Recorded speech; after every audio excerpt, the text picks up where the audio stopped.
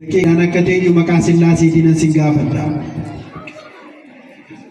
Jaalleewwan koo waliin kakuun raawwadhaa jedha kitaabni qulqulluun. Mata duree kanaan waliin baranna. ከመረጥኳቸው ጋራ ቃል ኪዳኔን አደረግኩ ይላል ልበ አምላክ ነቢየ እግዚአብሔር መዝሙረኛው ዳዊት በመዝሙር 89 ቁጥር 3 ላይ የተመዘገበ ኃይለ ቃል ነው። ዛሬ እጅግ የተወደደ ቀን ነው። ይህ ቀን ከሌሎች በዓመት ከምናከብራቸው የእመቤታችን የቅድስት ድንግል ማርያም የቃል ኪዳን ቀኖች ትንሽ ይለያል። ሙሉ ነው። ዛሬ የተገባላት ኪዳን፣ የተፈጸመ ኪዳን፣ ልዩ ኪዳን የተከናወነበት ዕለት ነው። ምክንያቱም ሲባል አባታችን አዳም በበደለው በደል በሰራው ኃጢአት ከእግዚአብሔር ርቆ ከገነት ወጥቶ ደግሞ ወደ ስህተት እንዳይመለስ በኦሪት ዘፍጥረት ምዕራፍ 2 ላይ አዳም እንደተጻፈለት የገነት በር ተዘግቶበት በሚገለባበጡ የሱራፌል ሰይፍ ገነት ታጥራ እጁን ዘርግቶ በለስን እንዳይበላ ከታገደበት ዳግመኛ የድነት ኪዳን የመጣለት ዕለት ነው። ልልብላችሁ አመስግኑ። ለዚህም ከሰማይ ሰማይ የወረደበት ደግሞም ታላቁን ጾም የምንዘክርበት ቅዱስ ያሬድ በድጓው ያስቀመጠው የጾሙ መጀመሪያ የሚሆነው ዘወረደም ነውና እንኳን አደረሳችሁ እግዚአብሔርን አመስግኑ። ይህ ነገር ይህንን በዓል ልዩ አድርገዋል። ወደ ትምህርቱ ልመለስ። ከምወዳቸው ጋራ ከመረጥኳቸው ጋራ ቃል ኪዳኔን አደረግኩ አለ እግዚአብሔር። ከቅዱሳኑ ጋራ ቃል ኪዳኔን አደረግኩኛል። በመጀመሪያ ደረጃ ኪዳን ምንድነው የሚለውን እንዲና የኪዳን አይነቶችን ካየን በኋላ ትምህርታችንን እናጠቃልላለን።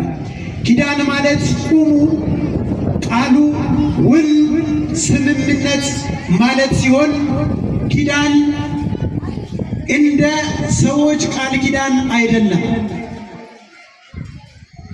ኪዳን ማለት እኛ እንደምናውቀው ውል ማለት አይደለም። ውል ማለት በሰዎችና በሰዎች መካከል የሚደረግ ስምምነት ነው። ኪዳን ማለት ደግሞ እግዚአብሔር ከቅዱሳን ጋር የሚያደርገው ስምምነት ነው። ስለዚህ ኪዳን ልዩ ነው። በኪዳኑ ያሰባሰበን ልዑል እግዚአብሔር ስሙ የተመሰገነ ይሁን። ለልብላችሁ እግዚአብሔርን አመስግኑ። የእመቤታችን አማላጅነት ከሁላችን ጋር ይሁን። ከኩን ዋዳ ሚቲ ከኩ ጀቹን ገሩ ዋዳ waaqayyoon qulqullootaaf seenu jechuudha. Waadaa jechuun garuu namootnillee walii isaanii gidduutti mariin godhatan yookiin haasaan godhatan kan waliif kakatan waadaa jedhama. Kakuu jechuun garuu waaqayyo qulqulloota faana kan galu jechuudha. Maqaan isaa kan galatoome haa ta'u. ለጀዳ ገለቴፈዳ። ስለዚህ ብዙ ኪዳን በመጽሐፍ ቅዱስ ውስጥ ተመዝግቧል። እግዚአብሔር አምላካችን ብዙ ኪዳን ተናግሯል። ነገር ግን አባቶቻችን ላስተምሮ እንዲቀልጥ ጥቂት ኪዳኖችን ያነሱና ያስቀምጣሉ። 7 ኪዳናትን ያስቀምጣሉ። ስንት አልኳችሁ? ከብዙዎቹ 7 ኪዳናትን ያስቀምጣሉ። አንደኛው ኪዳን ኪዳነ አዳም ይባላል። የማን አልኳችሁ? የአዳም ኪዳን ይባላል። አዳም አባታችን መልካምና ክፉን ከሚያሳውቀው ዛፍ እንዳይበላ ከእርሱ በበላ ጊዜ ሞትን እንደሚሞት በኦሪት ዘፍጥረት ምዕራፍ 2 ቁጥር 17 ላይ ተነገረው። ይህንን ሞት ከሞተ በኋላ ከበደለ በኋላ እግዚአብሔር ጸጋውን ካራቀው በኋላ አልተወውም ማለት ነው። እንደሚያለው ቃል የገባለት ኪዳን ነው። ድንግል ማርያም ተወልዶ ቃል የገባለት ኪዳን ነው። ልልብላችሁ እግዚአብሔርን አመስግኑ። የመዳኑ ኪዳን የመመለሱ ኪዳን ነው። ይህንን ኪዳን እግዚአብሔር አብ በልጁ በኩል ባደረገ በዳግመኛው አዳም በኢየሱስ ክርስቶስ ሆነልን። እልል ብላችሁ አመስግኑልን። ሞት በአዳም በኩል ሕይወት በመድኃኒታችን በኢየሱስ ክርስቶስ በኩል ሆኖልናል። እልል ብላችሁ አመስግኑ። ይህ ጥብቅ ኪዳን ነው። ሁለተኛው ኪዳን ኪዳነ ኖህ ይባላል፣ ወይም የኖህ ኪዳን ይባላል።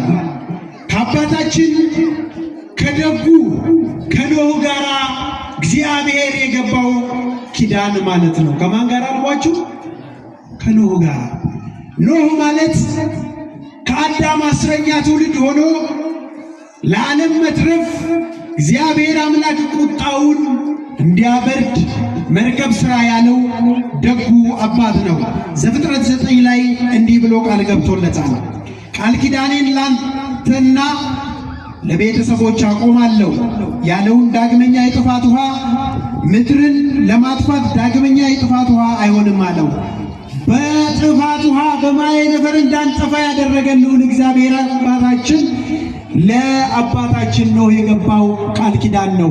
አባታችን ኖህ ከፍጥረት በሙሉ በየጎሳው ከሰው ዘርም ከልጆቹ አስገብቶ ዓለም እንድንተርፍ ያደረገን አባታችን ኖህ ነው። በረከቱ በሁላችን ላይ ይደርብን። ለኖህ ይህ ቃል ቢገባለትም እግዚአብሔር አምላካችን ለፍጻሜው ግን ኢየሱስ ክርስቶስ ከዘላለም ጥፋት ከዘላለም ሞት ከሲኦል ሊያድነን መጥቶ ከእመቤታችን ከቅድስት ድንግል ማርያም ተወልዶልናል። እልል ብላችሁ እግዚአብሔርን አመስግኑ። ሌላኛው ሶስተኛው ለአባታችን ለካህኑ ለመልከ ጼዴቅ የተገባው ኪዳን ነው። ለማን አልኳችሁ?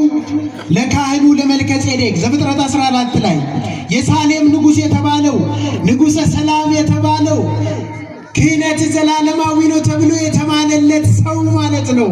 የክርስቶስ ምሳሌ የሆነው ማለት ነው። የሰላም አለቃ ማለት ነው። ለሱ የክህነት ኪዳን ተገብቶለታል። በረከቱ በሁላችን ላይ ይደርብን።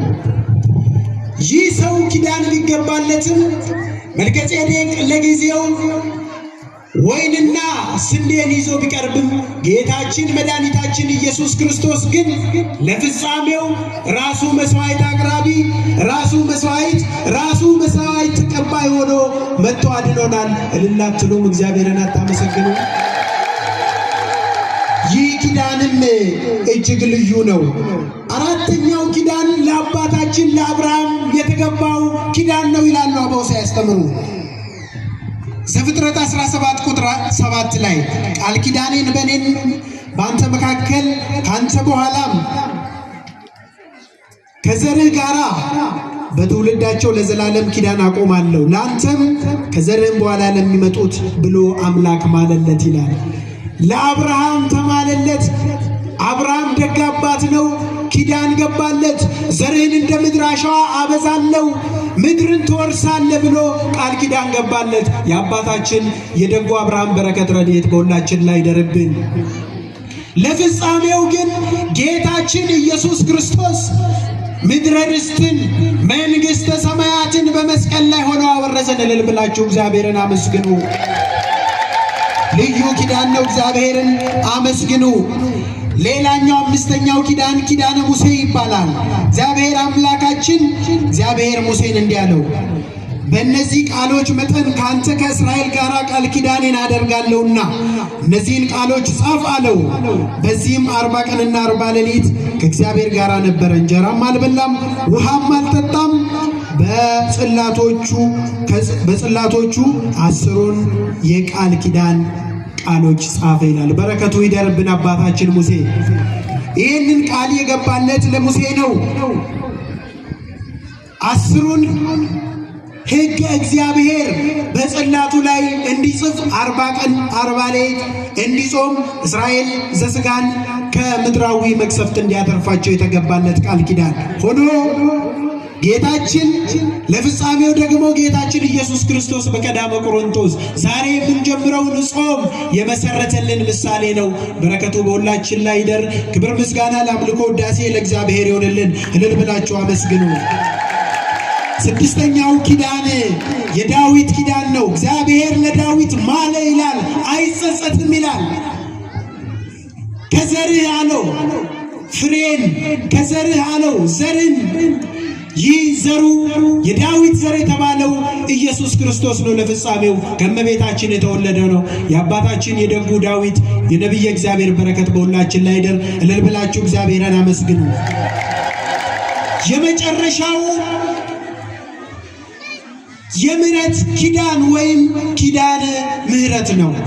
ኪዳነ ምህረት ብለን እመቤታችንን ቅድስት ድንግል ማርያምን ሰይመን እንድንጠራት ጌታችን መድኃኒታችን ኢየሱስ ክርስቶስ ቃል በገባላት መሰረት ነው። አንድም እመቤታችንን ጌታ ኢየሱስ ክርስቶስ ምን አላት? ስምሽን የጠራ በስምሽ የተሰባሰበ ዝክርሽን የዘከረ በአማላጅነትሽ የተማመነውን ምን እልልሻለሁ እምርልሻለሁ የተባለላት ዕለት ነው። ለዛሬ ቀን እንኳን አደረሳችሁ። እግዚአብሔርን በእልልታ አመስግኑ። ኪዳነ ምህረት ማለት የምህረት ኪዳን ማለት ነው። ኪዳነ ምህረት ማለት ከሞት ወደ ሕይወት የምንሸጋገርበት ኪዳን ማለት ነው። ኪዳነ ምህረት ማለት ከሲኦል ወደ ገነት የገባንበት ኪዳን ማለት ነው። ኪዳነ ምህረት ማለት እመቤታችን የእርቅ ሰነድ የተፈራረመባት ድንግል ማርያም ማለት ናት። እልል ብላችሁ አታመሰግኗትም? ከኩ አራራጀቹን ጎፍታን ኬኛ ኢየሱስ ክርስቶስ ገረ ዱርቤ ማረሚቲን ኑፌ ከኩ ኢኒ ራወቴ ፎን ሼራ ፎን ልቡ ሼራ ልቡ hirማቴ ከኒቲ ኑፈይሴዳ ጉያ ከናን በገጌሰን ገለቴፈዳ tokkos ከኩ አራራ ጀቹን ጊፍቲ ኬኛ ዱበሮ ማራሚዳፍ ከኩ ሴኔን ዋዳ ሴኔን መቃኬ ከዋሜ ከንዱረኬ ዳበቴ ቁልቁሉማ ኬቲፍ ረጋ ከምቤ አኖሲ ፈማራ ጅሬኛ በረበራ አካርገቱፍ አፉሪ ቁልቁሉ ፈይና ከከኑፍ ነን ታሲሰ ጀዴ ዱበሮ ማረሚዳፍ ከኩ ገሌዳ ከኩ ሼ ሁንደ ኬኛራ ብሉ እልልጀዳ ገለቴ ፈዳ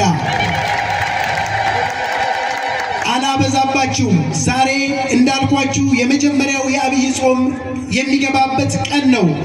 እጅግ የተዋሃደ ቀን ነው። የምህረት ኪዳን የመዳናችን ኪዳን ሊጀመር እግዚአብሔር አምላክ ከሰማይ የወረደበት ወደ ለሰው ልጆች የመጣበት ዕለት ማለት ነው። ጌታችን መድኃኒታችን ኢየሱስ ክርስቶስ ቅዱስ ሥጋውን ክቡር ደሙን ከእመቤታችን ከቅድስት ድንግል ማርያም ለመንሳት ከሰማያት የወረደበት ቀን ነው። እልል ብላችሁ እግዚአብሔርን አመስግኑ። የዮሐንስ ወንጌል ምዕራፍ 6 ቁጥር 51 ይላል፣ ሰው ከእርሱ በልቶ እንዳይሞት ከሰማይ አሁን የወረደ እንጀራ ይህ ነው ይላል። ይህ የወረደው እንጀራ ለኛ ብሎ የመጣው እንጀራ የማያስርብ እንጀራ ነው። የማያስጠማ እንጀራ ነው። የሚባርክ እንጀራ ነው። የሚያድን እንጀራ ነው። ይህ እንጀራ የተወለደው መጥቶ ከማን ነው? ከእመቤታችን ከቅድስት ድንግል ማርያም ነው። እልል ብላችሁ አመስግኑ። ስለዚህ የምህረት ኪዳን ኪዳነ ምህረት የተሰኘው ቀን ዛሬም ከእርሱ ጋር የሚሄድ ዕለት ሆኖ አባቶቻችን አስተምረውናል። ክብር ምስጋና ለአምልኮ ውዳሴ ለእግዚአብሔር ይሁን። የአባቶቻችን በረከት በሁላችን ላይ ይደርብን እና ክርስቲያኖች ይህንን ጾም ሁላችሁም ታውቁታላችሁ። በአግባቡ እንደምትጾሙ ተስፋ እናደርጋለን። እግዚአብሔር አምላካችን ከሰራልን ስርዓቶች መካከል ቅድም በሙሴ ላይ ኋላም ክርስቶስ እንዳከናወነው ይህ ጾም የበረከት ጾም ነው። ይህ ጾም የሰው ልጆች የድህነት መጀመሪያ ነው።